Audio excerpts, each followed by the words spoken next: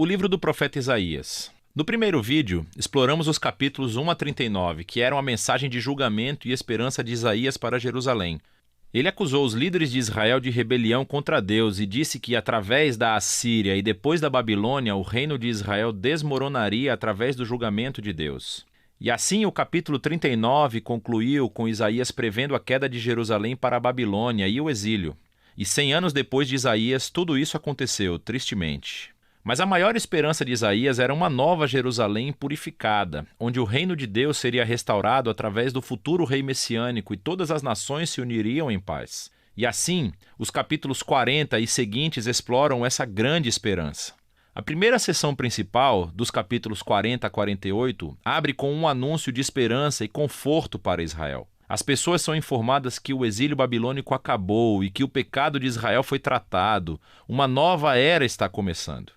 Então todos devem voltar para Jerusalém, onde o próprio Deus trará o seu reino e todas as nações verão a sua glória. Agora, vamos parar por um momento, porque esse anúncio de abertura levanta uma grande questão. Quem está dizendo tudo isso? De quem é a voz que ouvimos nessas palavras de esperança? A perspectiva do profeta nesses capítulos é a de alguém que vive após o exílio. Em outras palavras, no período de tempo descrito por Esdras Neemias. Mas Isaías morreu 150 anos antes de tudo isso acontecer, então como devemos interpretar isso? Bem, há muitos que pensam que ainda é Isaías falando da sua própria época, mas que ele foi profeticamente transportado, por assim dizer, 200 anos no futuro e que ele está falando para as futuras gerações, como se o exílio já tivesse passado. No entanto, o próprio livro de Isaías nos dá algumas pistas de que alguma outra coisa provavelmente está acontecendo. Nos capítulos 8, 29 e 30, nos é dito que após Isaías ter sido rejeitado pelos líderes de Israel, ele escreveu e selou em um pergaminho todas as suas mensagens de julgamento e esperança, e que ele o passou para os seus discípulos como uma testemunha nos dias por vir. Por fim, Isaías morreu à espera de que Deus reivindicasse suas palavras. Agora, lembre-se, os capítulos de 1 a 39 foram projetados para nos mostrar que as previsões de julgamento de Isaías foram cumpridas no exílio. Ele é um verdadeiro profeta. E assim que o exílio terminou, os discípulos de Isaías, que guardaram as suas palavras por tanto tempo, abrem o pergaminho e começam a aplicar suas palavras de esperança na sua própria época. Assim, nessa visão, o livro de Isaías consiste na primeira coletânea das palavras de Isaías, bem como dos escritos de seus discípulos proféticos, que Deus usa para estender a mensagem de esperança de Isaías às futuras gerações. Qualquer que seja o ponto de vista, todo mundo concorda que esses capítulos estão anunciando que a esperança futura chegou, que Deus está cumprindo as promessas proféticas de Isaías. E assim o profeta espera que Israel responda, tornando-se o servo de Deus. Isso é, depois de experimentar a justiça e misericórdia de Deus através da história, eles começarão agora a compartilhar com as nações quem Deus verdadeiramente é. Mas não é isso que está acontecendo. Em vez de testemunhar às nações, Israel está realmente reclamando e até acusando Deus. Eles dizem que o Senhor não presta atenção aos seus problemas. Na verdade, ele está ignorando a sua causa.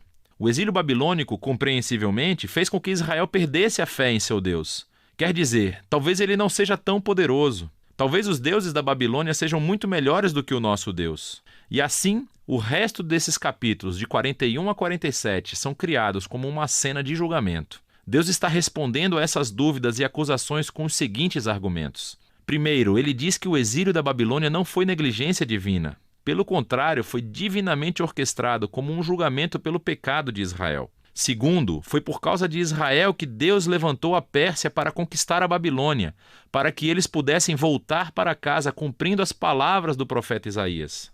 Portanto, a conclusão correta que Israel deve tirar é que o seu Deus é o rei da história, não os ídolos das nações. Na queda da Babilônia e na ascensão do rei da Pérsia, Ciro, Israel deveria ver a mão de Deus no trabalho e assim tornar-se seu servo, dizendo às nações quem ele é. Mas, no final do julgamento, capítulo 48, descobrimos que Israel ainda é tão rebelde e duro quanto seus ancestrais. E assim, Deus os desqualifica como seus servos. Mas Deus ainda está em uma missão para abençoar as nações. E assim, o profeta diz que Deus vai fazer uma coisa nova para resolver esse problema, que passa para a próxima sessão, de 49 a 55. Somos apresentados a uma figura que se chama servo de Deus, que vai cumprir a missão de Deus e fazer o que Israel não conseguiu fazer. Deus dá a esse servo o título de Israel e envia essa pessoa em uma missão para, em primeiro lugar, restaurar o povo de Israel de volta ao seu Deus e, em segundo, tornar-se a luz de Deus para as nações. E nos é dito que esse servo é capacitado pelo Espírito de Deus para anunciar boas novas e trazer o reino de Deus sobre todas as nações. Soa como o rei messiânico dos capítulos 9 e 11. Mas então aprendemos a maneira surpreendente de como o servo trará o reino de Deus. Ele será rejeitado e espancado e finalmente morto pelo seu próprio povo. Na realidade, como ele está sendo acusado e condenado à morte, ele está morrendo em nome do pecado de seu próprio povo. O profeta diz que a morte do servo é um sacrifício de expiação pelo mal e rebelião do povo. E depois da sua morte, de repente, o servo está vivo novamente. E ouvimos que, por sua morte, ele forneceu um meio de tornar as pessoas justas. Isto é, colocá-las em um relacionamento certo com Deus. E assim essa sessão conclui descrevendo duas maneiras pelas quais as pessoas podem responder ao servo. Alguns responderão com humildade e abandonarão seus pecados e aceitarão o que o servo de Deus fez em favor deles. Essas pessoas são chamadas de servos e também de semente. Lembre-se da semente sagrada do capítulo 6. Estes são os que experimentarão a bênção do reino messiânico. Mas há outros que são chamados simplesmente de ímpios. Eles rejeitam tanto o servo quanto os seus servos. O que nos leva à seção final do livro, 56 a 66, onde os servos herdam o reino de Deus. Esses capítulos são lindamente projetados como uma simetria que reúne todos os temas do livro. No centro estão 3 belos poemas que descrevem como o servo, com poderes espirituais, está anunciando as boas novas do reino de Deus para os pobres. E ele reafirma todas as promessas de esperança do início do livro.